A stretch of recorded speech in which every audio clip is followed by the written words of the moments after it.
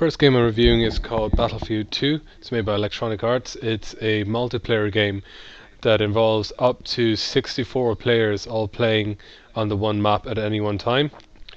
It is set in the near future, very near future, with the factions being America, China and the Middle Eastern coalition. Battlefield 2 uses a red cross or a red crescent symbol on its medics, which are actually prime targets in the game because medics instantly revive their teammates. So the first target in the game is actually to remove the enemy medics. This particular medic, even though he's using the red crescent symbol, is actually trying to kill me.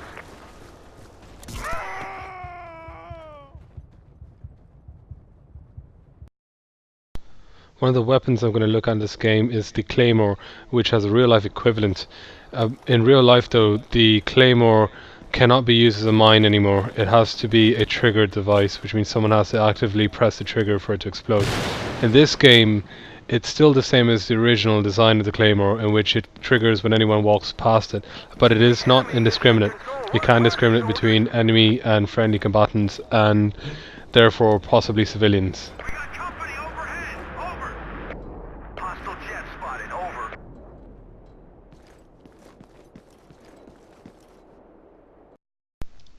The next game I'm reviewing is called Fallout New Vegas. It's based in a post-apocalyptic future where there is very little semblance of law left, and definitely no United Nations or Geneva Conventions, and it does not mention the Red Cross Society or use any of the Red Cross imagery, but I'll still review its treatment of civilians and prisoners.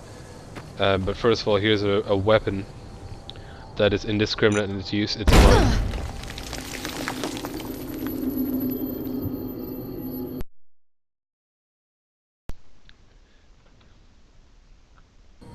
And here's another use of the mine in the game, where a live wounded enemy combatant has been placed over a mine. This is just to show that the combatant is alive.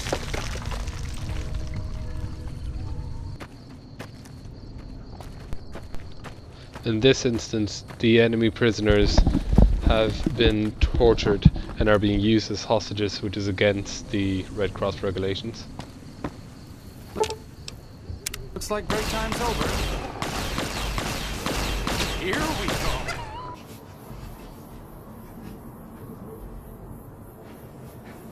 Morning.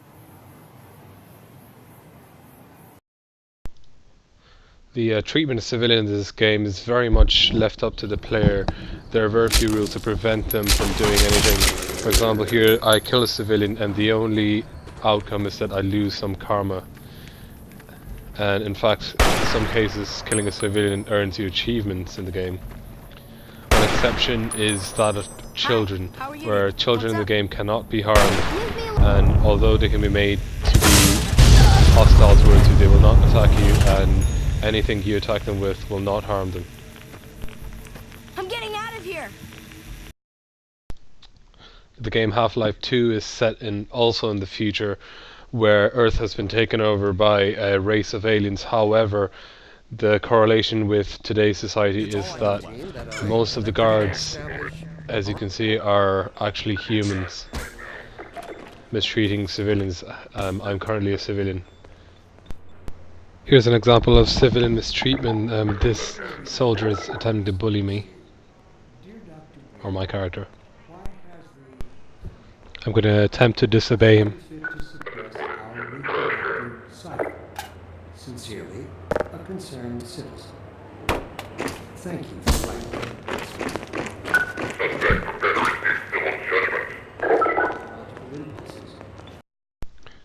So now we move on to weapons. The first one is a mine that is capable of differentiating between civilians and combatants. So it can be reprogrammed, as I'm going to do now.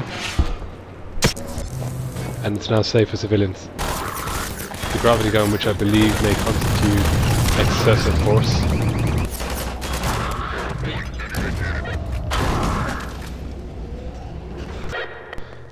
And then we have the use of some quite frankly violent biological warfare weapons.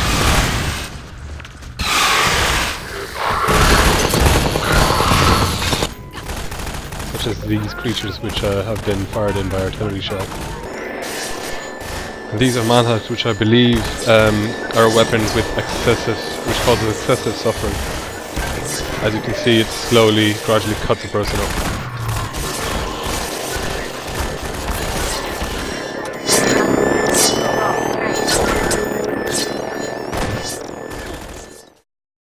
Enemy combatant prisoners are also treated really badly in this game. You'll see a prisoner holding here, and these are prisoners which have been augmented and are forced to work as slaves.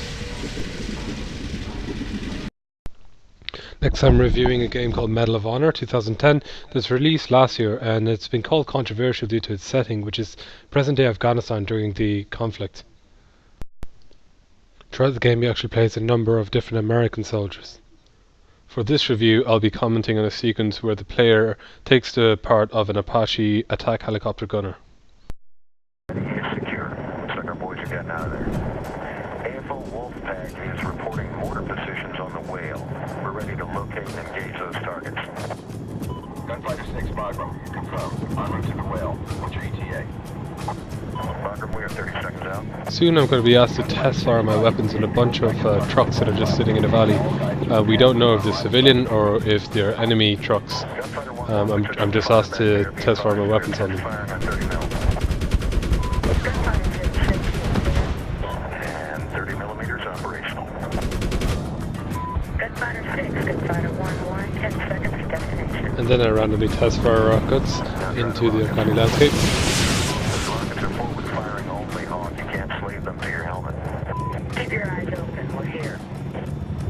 Gunfighter 6, I've got movement at 12, do you have visual? Gunfighter 1-1, contact. The upcoming sequence shows the Apache pilots trying to identify an unknown group of individuals. We've got a few locals hanging out 12 o'clock. If they are indeed enemy combatants, they are violating one of the Red Cross rules by dressing as civilians. Wait, what's that guy doing? Where's he going? 1-1, keep your eyes on that guy. 06, I'm gonna mark that position for you. Hang The on. game actually doesn't allow you to discharge your weapons until you receive confirmation that these individuals are combatants and not civilians. Those are bad guys. The beeping is me trying to fire my weapons and being blocked by the game. Armed individuals at grid 151916. Let's go, let's take them out. Mortars, these are the guys. Are we clear to engage? Gunfighter 6, Panther. Those are enemy targets. You're clear to engage. No friendlies in the area. Happy hunting. So it's only now, after ensuring that they aren't civilians, I'm allowed to fire on them. Missile away. He's taking off. Stay on him. 1 down, 2 to go. So at the moment this game is proving a pretty good job of following the Red Cross guidelines for making sure that civilians are not harmed. However, if you'll note, the operator feeding instructions to the Apache gunners has indicated that there are no friendlies in the air, which indicates no civilians in the air, which would be an impossible task to determine in the kind of warfare Afghanistan is famous for. 1 motor left. 1-1, good mail. I'm going to go ahead and skip to the next sequence with the Apache helicopters that are moving on and attacking a village. Missile off the rail. This time around you see there's much less confirmation of civilians or combatants. Let's go get him. 1-1 tally. 3 trucks headed for that bridge west of the village. 1-1, watch 30 millimeter. We have visual of weapons in the bed of the trucks. Let's get noisy. In fact, now I'm pretty much allowed to let loose in the entire village, which requires a huge suspension of disbelief that there are absolutely no civilians there, especially as some of the what look like enemy combatants seem to be running away from them, rather than attempting to shoot me down. Put some rounds down on those targets. 1-1, you are clear, covering your break. Bagram, we have targets moving into the village. Are we clear to engage the village? Gunfighter 6, Bagram. Village is confirmed Taliban armory. You're cleared hot on all targets. That last communication essentially allowed me to fire on anything in the village, and the way to get around this is by saying that there are no friendlies in the area again, which is impossible to determine in the kind of climate that we're fighting in. At this point I really have no knowledge of whether or not there are civilians down there, if there are any medical personnel.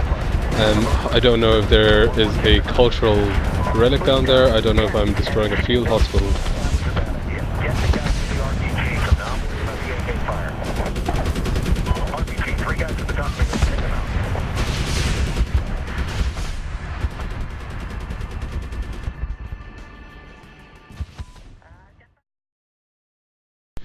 That concludes my review and video game adherence to the Red Cross International Humanitarian Rules Guidelines. As you can see, games often break these guidelines in order to provide shock value to the player or entertainment value. Ultimately what they're trying to do is increase sales volume. Thanks for watching.